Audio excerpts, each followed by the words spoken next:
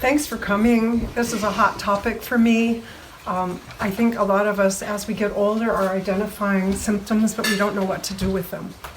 And some of those symptoms are the ones that your allopathic doctor will probably call just signs of old age. And in fact, they won't even go looking upstream to see what could be causing the underlying issue.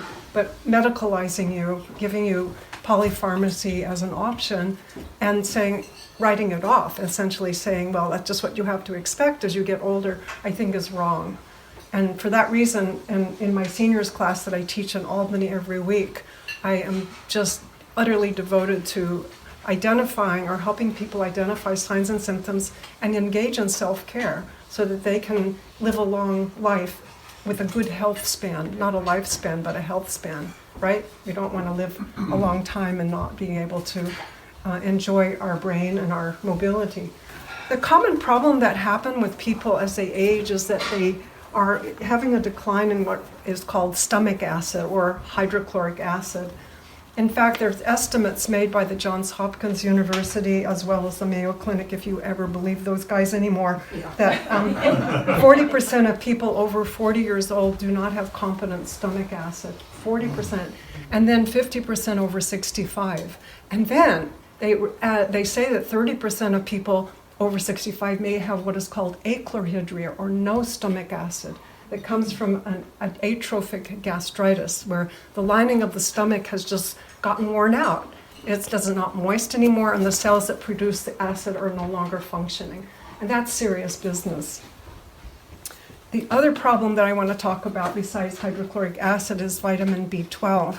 Russell Blaylock, who wrote a wonderful book called Excitotoxins, and some of us have read it, he estimates that about 80% of those in nursing homes have not enough B12, and probably half of those on the outside of the nursing homes don't have enough vitamin B12.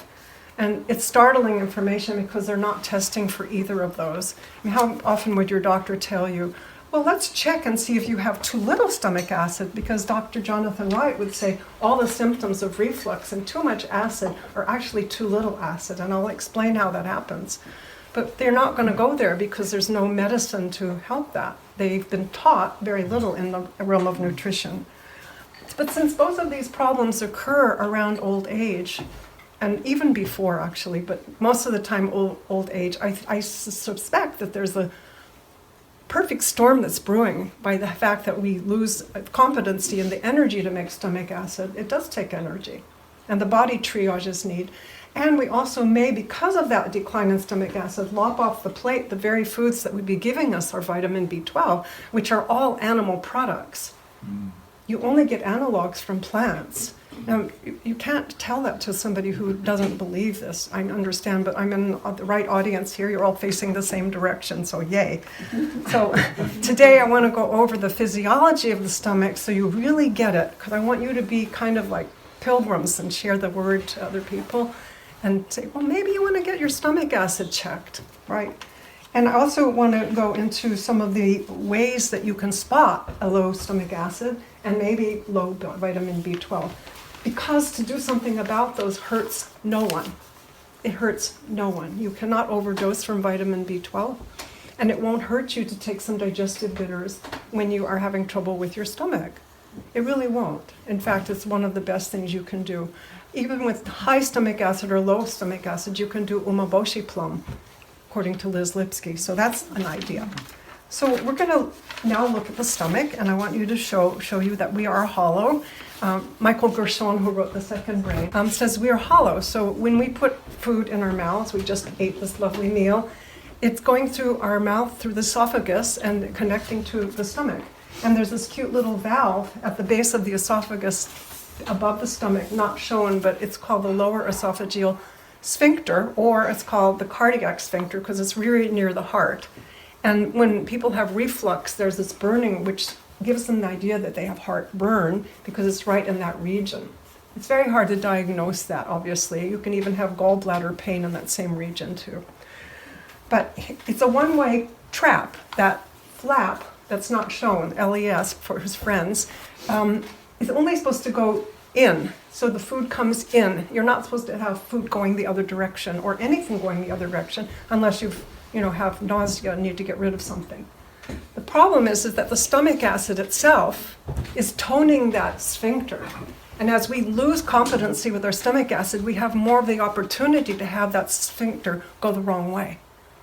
And the backsplash of that HCl into the lower part of the esophagus is incredibly painful. And if it continues over time, could even lead to something called Barrett's esophagus and cancer. And you only have one esophagus. So it's not a good idea. Some dentists have identified people with reflux just by looking at the de-enamelization of their teeth. You may have silent reflux, you may not even notice it, and yet you are losing the enamel in your mouth simply because it's happening. So that's a key point. The sphincter is toned by the HCl. If you don't have good stomach acid, you will lose the competency of that sphincter. So what turns on the stomach enzymes and the stomach acid? Well, thinking about the food, like looking at the food before we ate, probably turned on the idea that we should get everything lined up to sort of digest. Hey, that's what we're going to do here. Also chewing thoroughly, really importantly, our only opportunity to annihilate something we should do it, right? And also sitting down. Jay came over to ask if I wanted to sit down while I was standing eating, and I didn't quite make it sitting down, but it is about the parasympathetic nervous system, allowing us to turn on the digestive process, the rest and digest portion of our nervous system. And the vagus nerve winds its way through the torso from the back of the brain and is part of the informing of our rest and digest motion because it's the largest nerve of the parasympathetic system. So I want to point out a few things I've added to this chart on my slide here, and one of them is thyroxine, and you may know it by another name, T4. It's a thyroid hormone. There are a number of people as they get older have thyroid malfunctioning, and concurrently with that they start getting reflux, partly because their thyroid is not being addressed properly, and they therefore are not going to have the messenger gastrin tell the G cells to turn on all of the things that help us digest in our stomach. So I'm going to put on the list at the very end, you'll see on the slide, and you'll get copies of the slides, that there are some tests you can get and identify whether your thyroid might be low as a contributing upstream factor to having low stomach acid, T4. It's probably likely you'll get that measured in Kaiser. T4 or T3 they won't do, unfortunately. The other thing I want you to point out is gastrin stimulates the gastric secretions using histamine. We have 4 receptors for histamine. We only have 1 histamine. Think about somebody who's taking Benadryl to go to sleep, right? It's going to backfire. It's going to backfire because it's turning off the very thing that's going to help the stomach deal properly with the nutrients that's been put in it. Furthermore, if you ever know about the term leaky gut, a lot of leaky gut arises because undigested protein occurs, and the main place that protein starts getting digested is in the stomach. So we're losing downstream all kinds of health possibilities simply by taking something to sleep. And sleep is important, but it's not the right medicine to do, in my opinion. Okay. So let me tell you what these other cells are doing. There is this messenger that come from the G cells to tell parietal cells that have 2 jobs, to make hydrochloric acid and to make intrinsic factor, 2 things. And there's also the chief cells that are going to make something called pepsinogen. You probably have heard of pepsin, but you probably haven't heard of pepsinogen. What is an ogen? An ogen is a pre-enzyme. So it's inactive because if it were active coming out of the chief cells, which are made of protein, it would have digested the cell it came out of. So it has to be in the ogen form so it won't digest the stomach. That would be pretty awful, right? So you got pepsinogen coming out, and it meets and greets the HCl. HCl cleaves that pepsinogen to make it to pepsin, a very active protein digestive enzyme. The mucus lining of the stomach is protecting that entire area so that you don't burn a hole in your stomach. That's assuming that you have enough moisture in your life. Hydration is so important, right? And you can see the striations of the stomach. The stomach, when it's empty, is about the size of your fist. And when it's full, and it's actually a place for you to store food, can be about 1.5 liters big. We're not hamsters, we can't we do it in our stomach. So anyway, just an idea of how much can happen in this little unit here, which is the primary place for stomach to break down protein. Okay, any questions about that? It's all pretty clear. Okay, so the next thing I want to talk about is what are the things that the stomach mainly does. The HCl, by the way, is very acidic, and it can actually dissolve razor blades, but you shall not try at home. But it can break down zinc, and zinc is so important because it's good for immune health, eye health, fertility. It's even helpful to make HCl, lots of things. You need zinc. Main job is to unfold the proteins. They're in these long spirals, and they have to be unfolded so the bonds between the amino acids are visible to the enzymes and can be then addressed by enzymatic action. So the stomach is unfolding and breaking things down into units of peptides. Very important. The next is to ionize minerals, and ionizing minerals means they make them bioavailable. All our food comes in with minerals, but they're not going to be available to us unless we detach them from the food and they become ions. The next thing is it's going to help neutralize bacteria as long as the pH is less than 3. That means you have to have really acidic stomach acid. And it can do it in 15 minutes, assuming the bacteria is sensitive to acid. If they're not, then they can get washed in an alkaline bath in the first part of the small intestine. So there are two options for that bacteria. If it's going to survive the acid, it can get neutralized elsewhere. The next one is about the vitamin B12. In the mouth, what happens is there are some R proteins that are going to make their way into the stomach. B12 is going to be separated from its protein from the meat or animal product, and the R protein is going to hang onto that HCl and escort it and protect it from this acid of the stomach. And then it's going to make its way to the small intestine, complexed with R proteins. They're called haptocorins as well. And then in the small intestine, the pancreatic enzymes take off that R protein and attach intrinsic factor, which has come from the parietal cells up in the stomach. So now this B12, which is also called extrinsic factor, is joined with intrinsic factor and makes it all the way down to the small intestine to be absorbed. It's a multi-step process. It's such a precious molecule that it has these many steps to make sure it gets where it needs to go. You have to eat B12. It's not going to come from your gut bacteria. That doesn't have enough potency, nor is it going to go upstream to help you. Okay, I'll go over that part again, don't worry. And it tones the cardiac or lower esophageal sphincter. I mentioned that before. Please remember that. It's so important when people say, oh, I have reflux, I must have too much acid. It's a complicated problem. And then the last part is stimulating digestive processes further down using a hormone called, or neuropeptide called cholecystokinin, or CCK. CCK does a lot of things. It says, food's coming, you can slow down. It's great. Second thing, it tells the gallbladder, hey, somebody ate some fat here, we need some of that bile. And it tells the pancreas, get some bicarbonate over here. It's like baking soda. And let's be sure that we neutralize the acid now coming out of the stomach so we don't burn a hole in the small intestine. So it's buffering. That's the alkaline wash you want.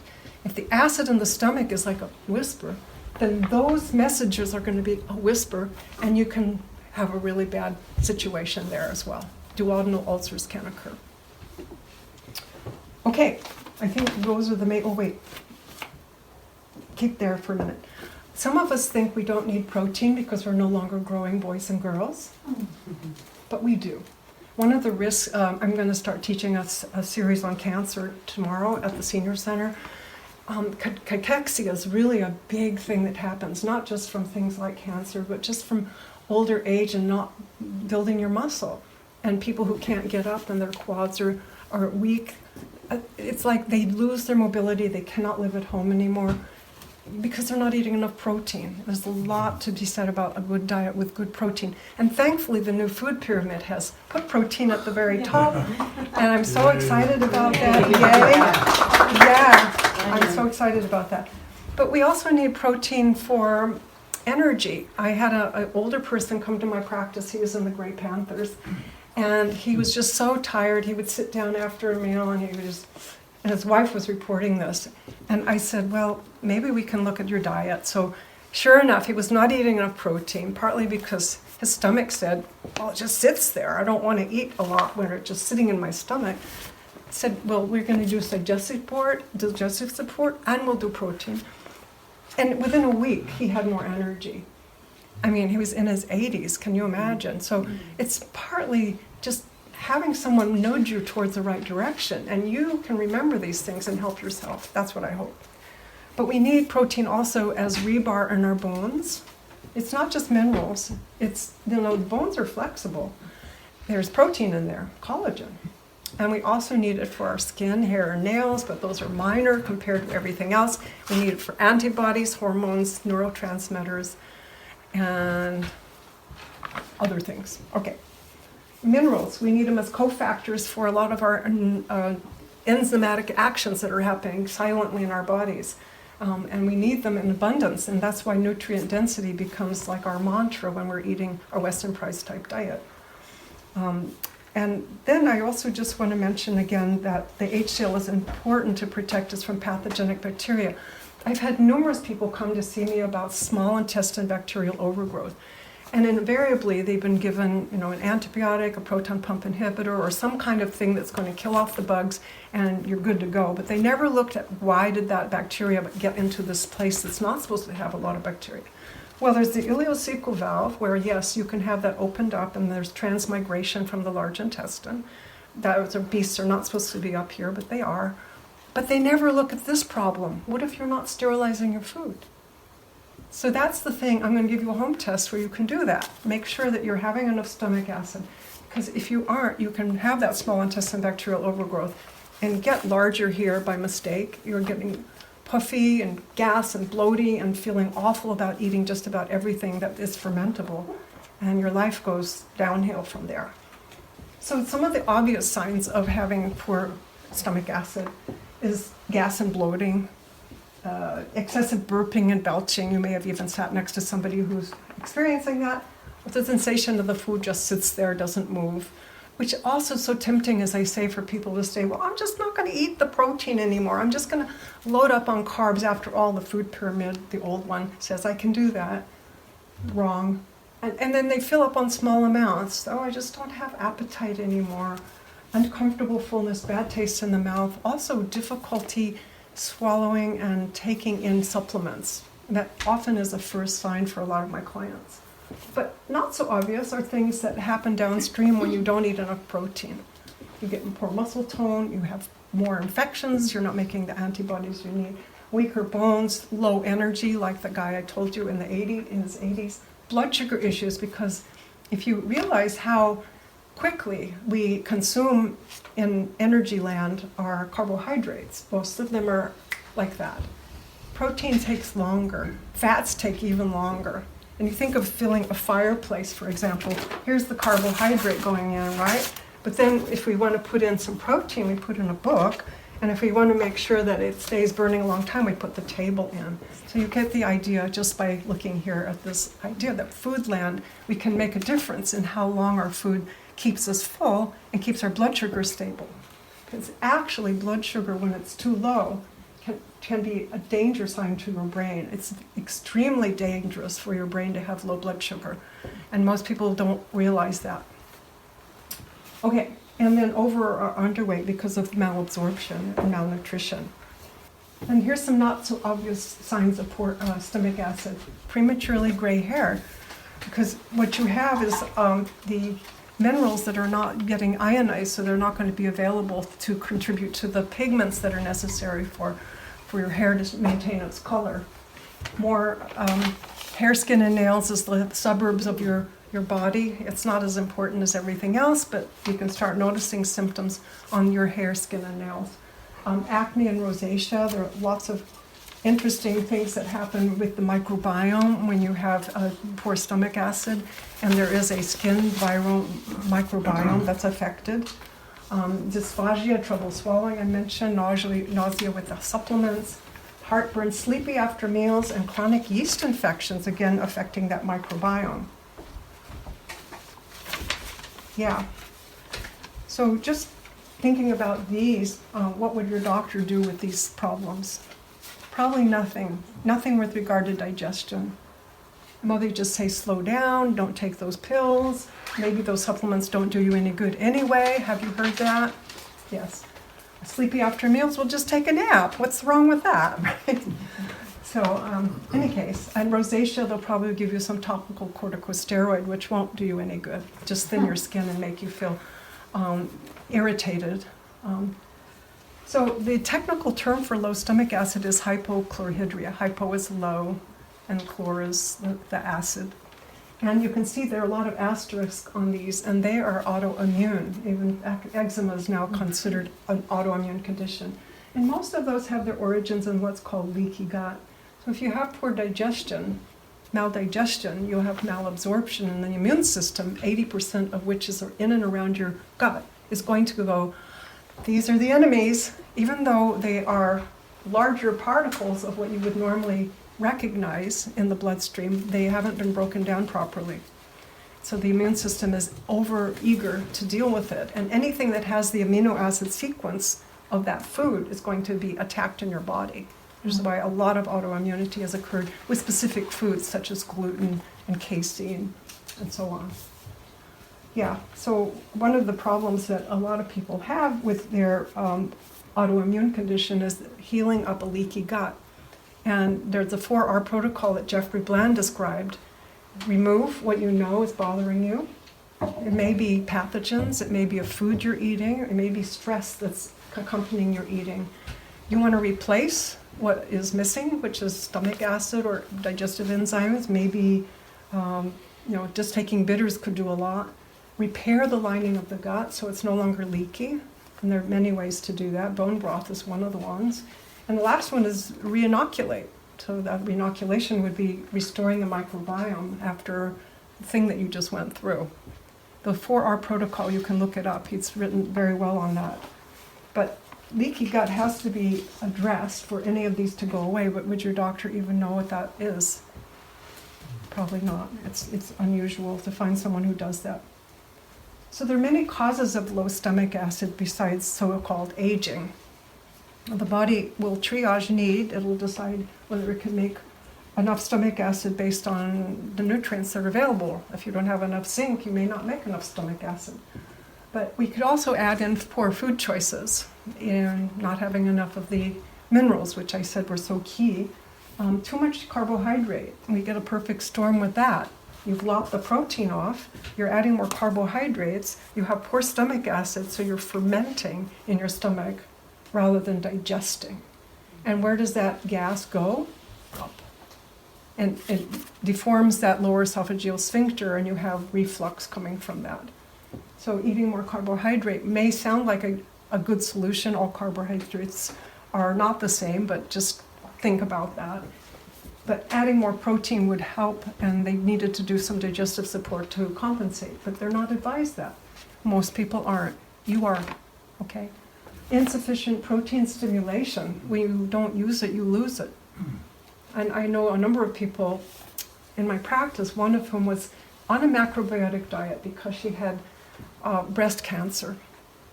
And a lot of people go there, and it's a change for what she was eating. But she did it for 20 years and then came back to me and said, I now have osteoporosis. And there she's missing the two things that the stomach would have addressed: protein digestion, enough, you have to have enough, and minerals, both of which are important for good bones. With a macrobiotic diet, she's not getting enough of both of those. Maybe enough minerals, but maybe not. The protein was not there. Sympathetic dominance. You're in a stressful zone. You can't properly digest. You're not in the rest and digest. Or you're having zinc and thiamine deficiencies, which help you make stomach acid. Or you're on the Tums rollout. A lot of people take antacids. I'm good to go. It's got calcium in it. Wrong. It's kind of an oxymoron. And then too much alcohol and non-steroidal anti-inflammatory use. I just have a friend tell me, sadly, that she has edema. And edema is a really serious condition. It's pitting edema. So her socks were pressing into her legs and leaving an imprint.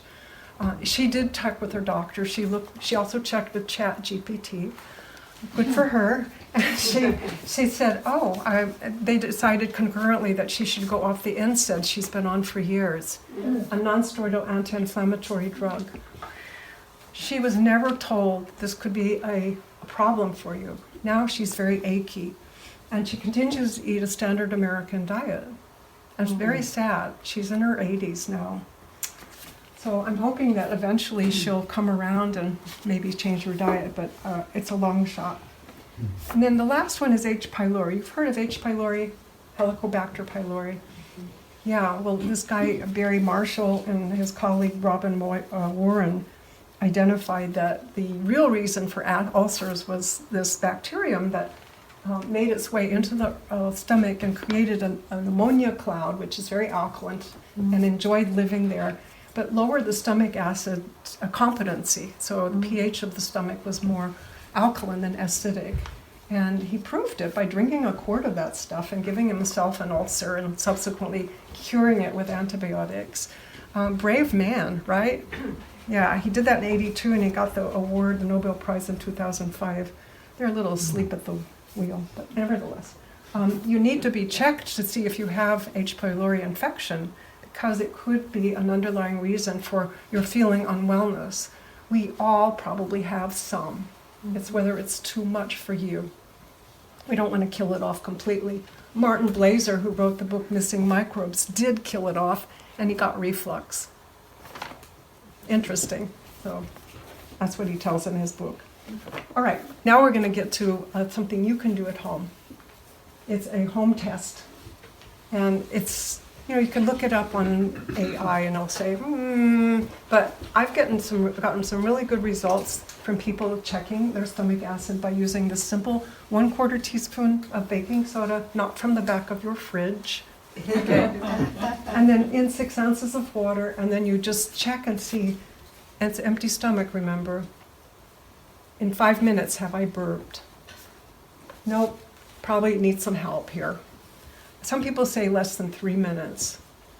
So you could try it and see if that is an ideal check for you. And then also, we go to the next page and look at your last lab test, where it has a complete blood count and a chem panel. You can see there are many markers that could help you identify. And I'm using optimal ranges from Dick and Weatherby's book. He's a naturopath. To see if you happen to have possibly too little acidity or volume of HCl. And we don't have time to go over this, but I'll just give you one idea.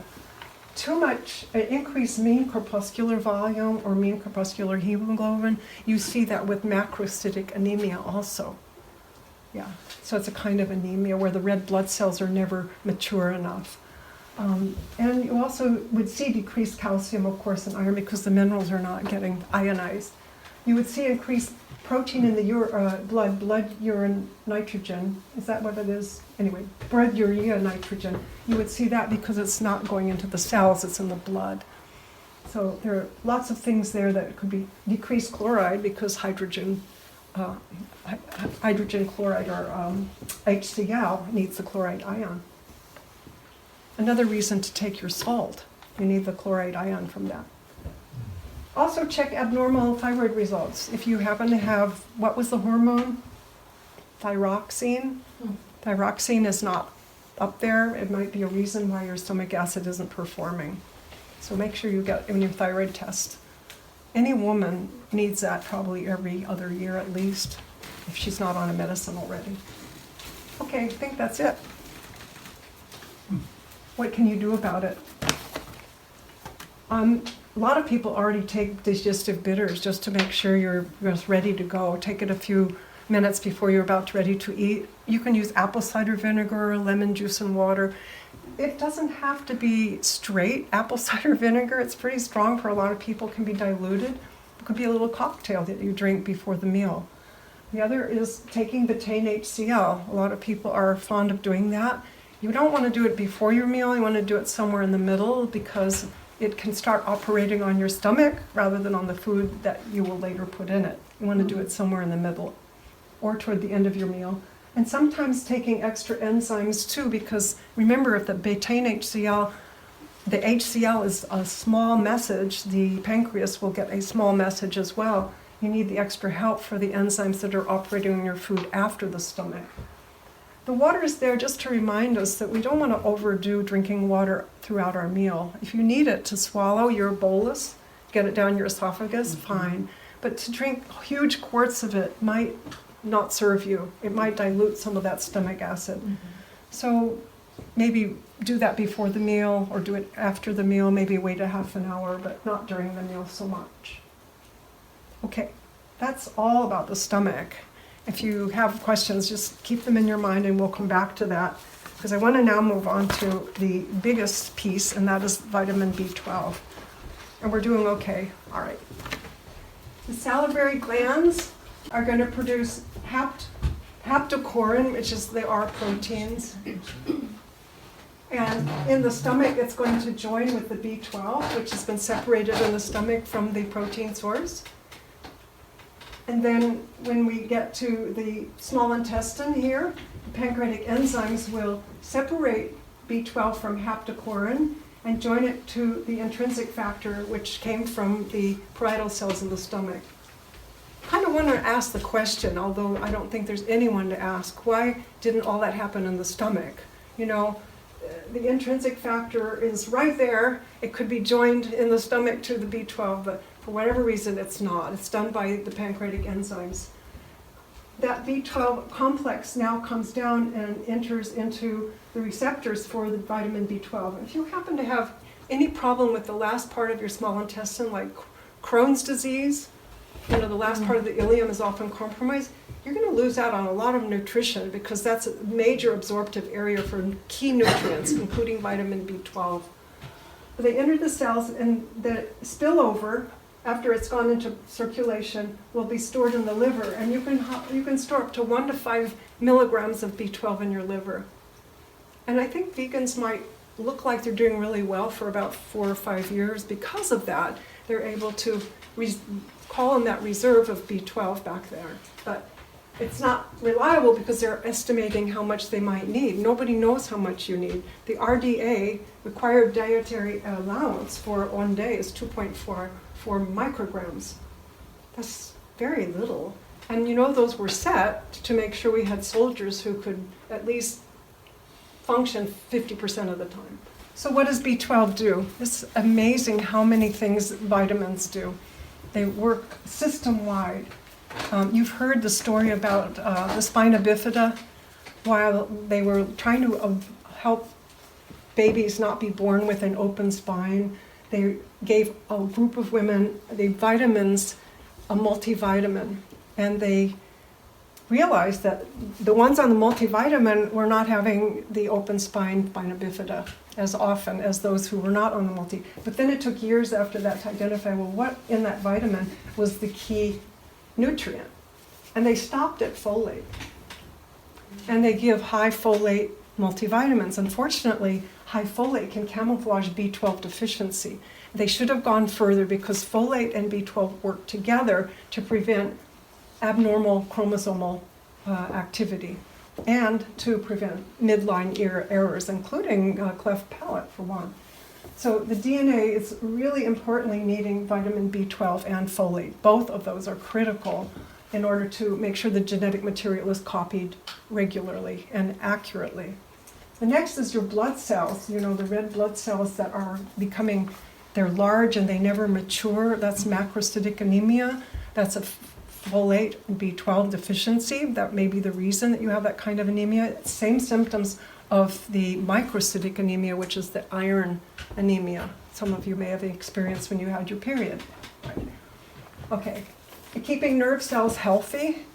That's really critical. One of the very first signs of having poor B12, according to Sally Fallon in her book, Could It Be B12, is having balance issues. And she was working in the ER with her osteopathic husband, and all these older people were using the ER as their primary care physician. And they would come in having fallen just a few weeks ago.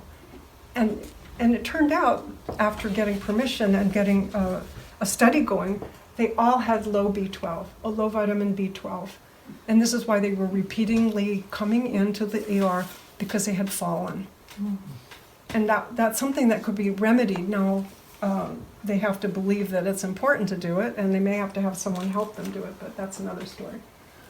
Okay, brain and nervous system, also things that are associated with chronic health issues as we get older, Alzheimer's, Parkinson's, ALS, MS, all of these are related to and could be helped with the B12 if we were having people advise them accordingly.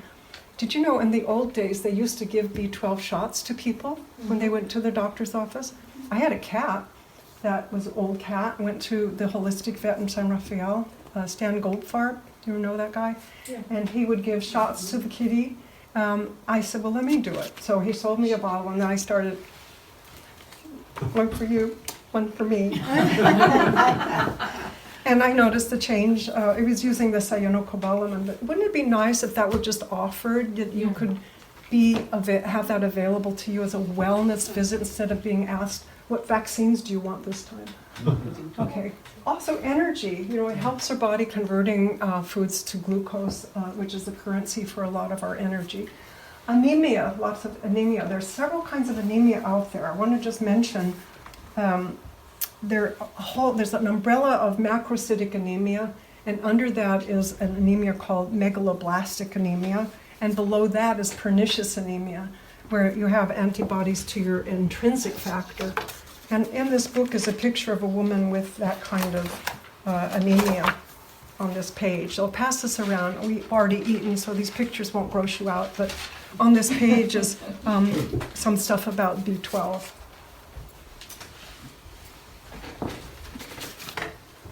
Okay, also in macular degeneration, it may protect the eyes. A very good friend of mine was getting B12 shots as often as she was able to get the methylcobalamin.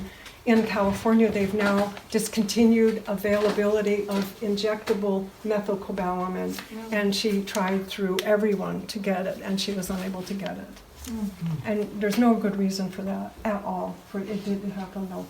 Now, I'm going to give you a big clue. How many of you know about homocysteine? Have you heard of it? Yeah. Okay. Homocysteine is kind of like the new darling on the block regarding cardiovascular disease. Kilmer McCauley, who I got to meet and play quartets with because he's a great violinist, he discovered this as an underlying reason for heart disease. It was not popular, you can imagine. He was run out of town, basically, lost his funding, had to go to court, defend himself, and he was working still at 78 when I met him, because they just didn't like that story. They wanted to sell the statins, and they're still trying to do that. But underlying he did a really good study. Underlying the heart disease is this messenger that may be causing the rise in the cholesterol called homocysteine. And homocysteine is also implicated not just in cardiovascular disease, but Alzheimer's and osteoporosis. It's a good thing to get a test on that. And it doesn't tease out what is the nutrient. It could be B12, it also could be folate, but at least gives you a direction to go. And maybe taking a complex B could be enough, and it will cover the bases. But what is B12 doing and folate doing? It's donating what is called a methyl group. If you know what that means, it's a CH3. So it remethylates. The last is congenital abnormalities. It's not just about folic acid, which I already mentioned to you already. Okay, I think that's it for that page. So here's some general signs. I hope you won't go to sleep watching this list of symptoms, because weakness and fatigue and shortness of breath. But we do kind of pathologize when we see these symptoms, and I must have B12 deficiency because that looks like me. Frequent falls or near falls, I already mentioned to you. Loss of appetite, interesting. Frequent infections. You know what orthostatic hypotension is? Where you're sitting down and you stand up suddenly and you're dizzy. Mm-hmm. Or you're lying down and you get up, and that could also contribute to falls. Tachycardia is racing heart. And then neurological signs, restless leg syndrome, erectile dysfunction, ataxia, uncoordinated movements. And then over here, occlusive vascular disorder or thrombotic events. Of course, cervical dysplasia. They always talked about the folate. They never talked about the B12. Malnutrition, glossitis. There's a picture in that book where the tongue is very sore and smooth. Yeah, and then neuropsychiatric things, anxiety, depression, ADHD, poor thinking, suicidal, homicidal ideation, and so on. I'll tell you a small story.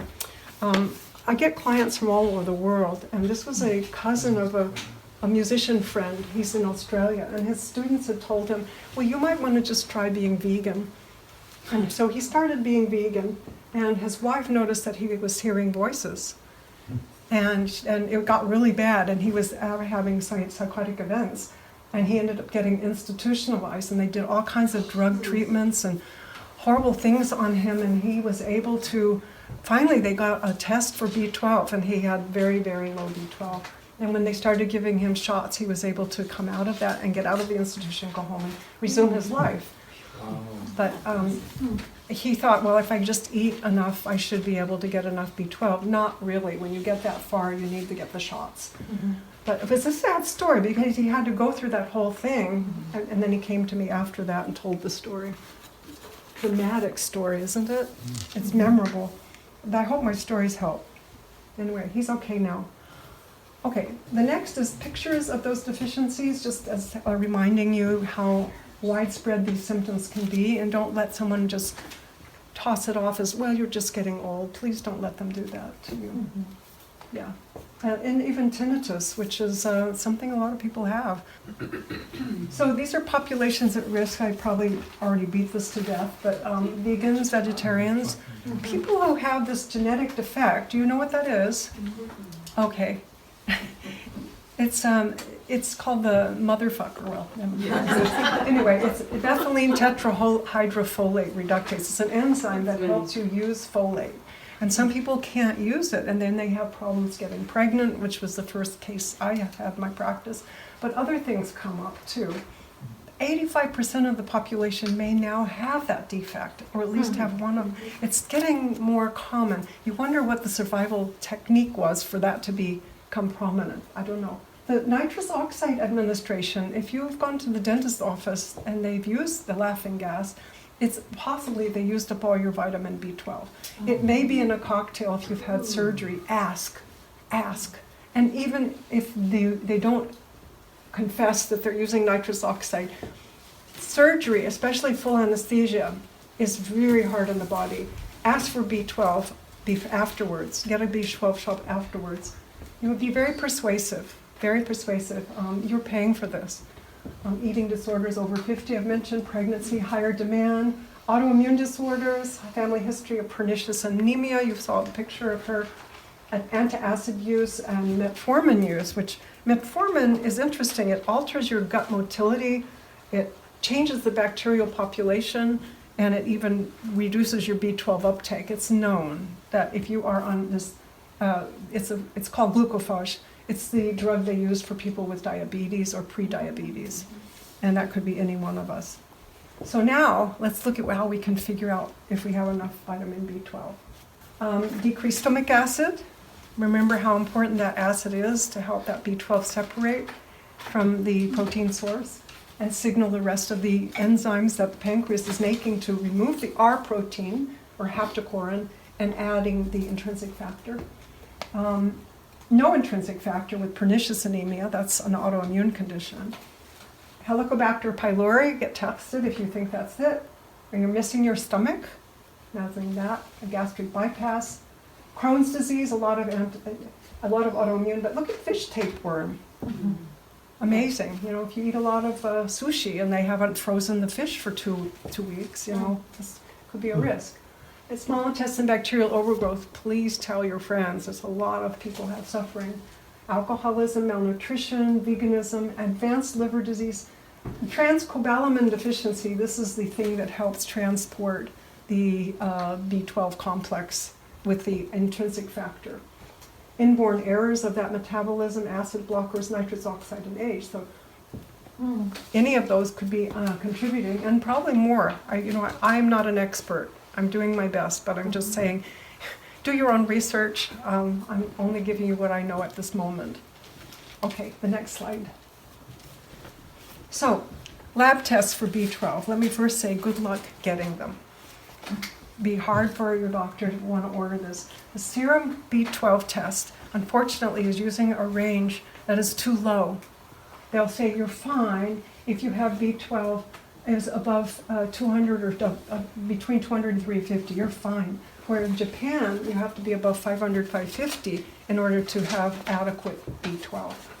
And Sally Fallon writes in her book that numerous people came into the ER with obvious B12 symptomology, and they tested normal, and the doctor wouldn't treat them.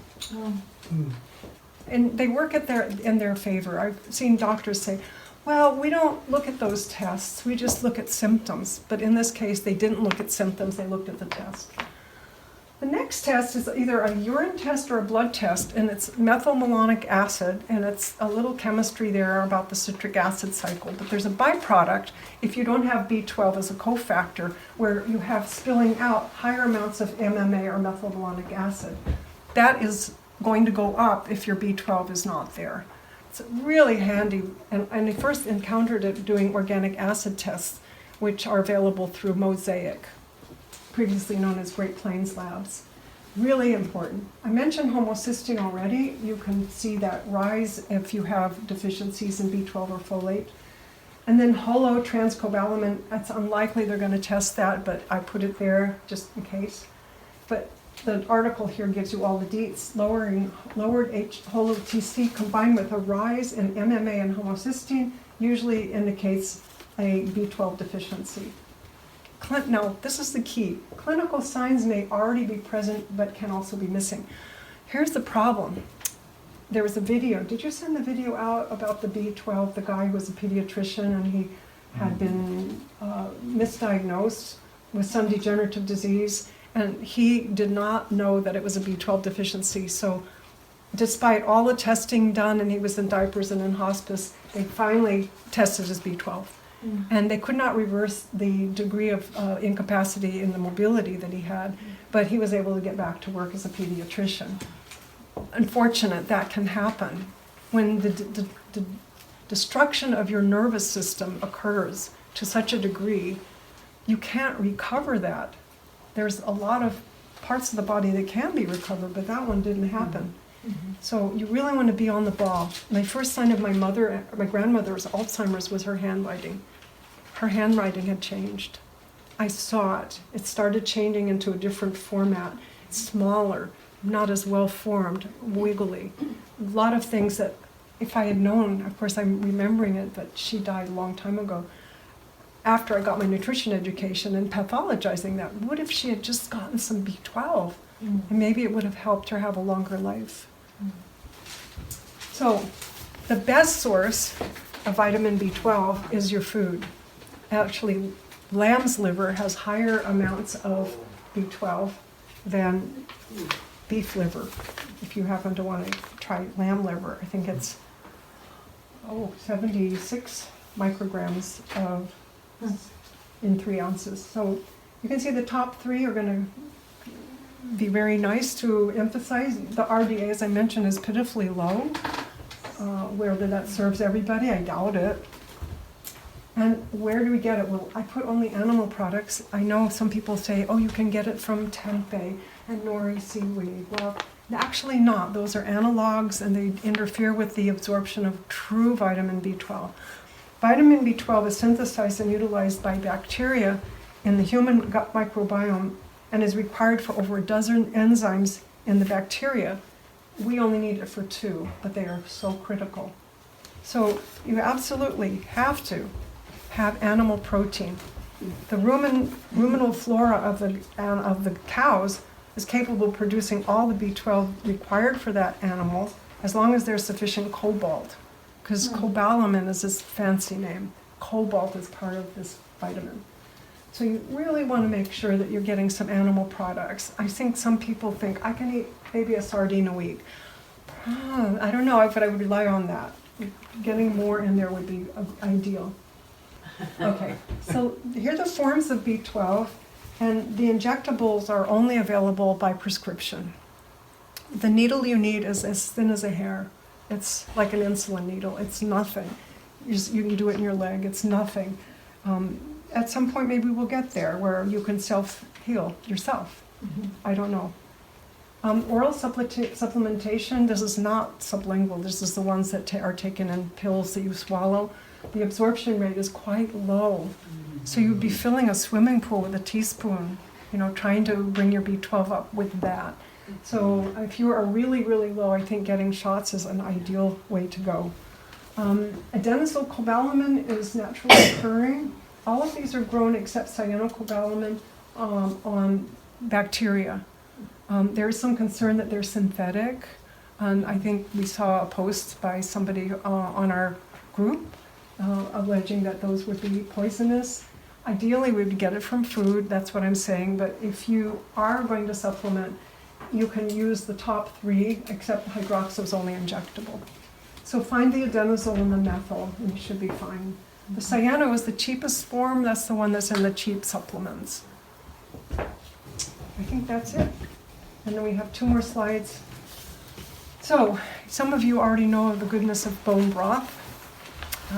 There are books written about that. The foods that help with good stomach function in general is bone broth. It cures everything but death, they say. That's a real good endorsement. And adequate protein. I recommend at least 60 grams a day, at least, for anybody. And if you are a larger person or you're working out that day, you can go up. Make sure you're digesting it, though. Mineral and fiber-rich foods. So we've got those there. A variety. Ginger to help with your digestion. And then the next slide.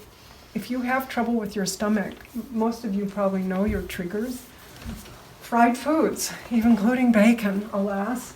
Nightshades, alliums, chocolate, citrus, sodas, coffee, sugar, and wine. And even mint can cause the lower esophageal sphincter to relax enough that you might get reflux. And, by the way, marijuana can do that too. I had a client, his parents sent him to me, had terrible reflux. It was worse than just reflux. And his parents had him on Prilosec, but they wanted to have him figure out what could help. He was 23. I said, well, what are you eating? He likes pizza and beer. Well, it's a big, perfect combination, right? But then later in the conversation, as it were, he revealed that he smokes a lot of marijuana. And that can relax the lower esophageal sphincter. So putting the foods that he was eating into the stomach and then having, it just makes for a perfect opportunity. Okay, so the last slide is your action items. And you'll get these slides, so you don't have to write them down. But the first thing is, why don't you try to do that stomach acid test? Or use your most recent labs and see, well, where are you? If most of those out of range for you, then maybe it's an indication. Will it hurt you to supplement something for your stomach acid? No, it might even help. Try digestive bitters every meal for a few weeks. Get your B12 tested if you're lucky. In the serum, it's not going to tell you what's going into the cells. That's why the serum B12 is almost useless, especially if you're supplementing. Listen to and address your digestive symptoms, and maybe consider removing some of the trigger foods on the previous page. You may know those, and just say, all right, I want to feel better. I know it's hard, but I'm going to do this, and just do a week. Don't make it like I'm going to do it for a year. That really turns everyone off. Do it for a week and just see how you feel. Choose the highest quality food you can afford with B12, so meat and fish. Take time to chew. Remember, that's your opportunity to legally annihilate. And don't accept those diagnoses that you get from your doctor saying that it's just old age. I disagree with that. On the last slide is a lot of the information sources that I used. You can see that there are many. I do recommend this video, Diagnosing and Treating B12 Deficiency, if you haven't watched it already. Could It Be B12 by Sally Fallon, and also their website just below that, B12 Awareness. Really, really good. And I think for reading in general, Digestive Wellness by Elizabeth Lipsky is worth it. I think it's important for all of us, and I tell my seniors this, to stay out of the hospital. And the best way to do that is to engage in daily self-care. That means don't try to suppress your symptoms with a allopathic whatever. duct tape over the engine light model. Don't do that. Try to figure out, what did I just eat? What was that about? I'm noticing I'm having more balance trouble. Did I eat a lighter protein meal the day before? Just try to triage what's going on so that you can solve it. Because your self-care is probably going to trump, I like that word now, trump the care that you're going to get at the doctor's. I really think that. If you have interest in following up with my class, I have handouts for the seniors class on Monday. It's almost free. It's like $2 for you guys out of Albany. And my cards, if you're interested. I really just love teaching, and I hope that you'll show up at one of those. That's it. Yay. Thank you.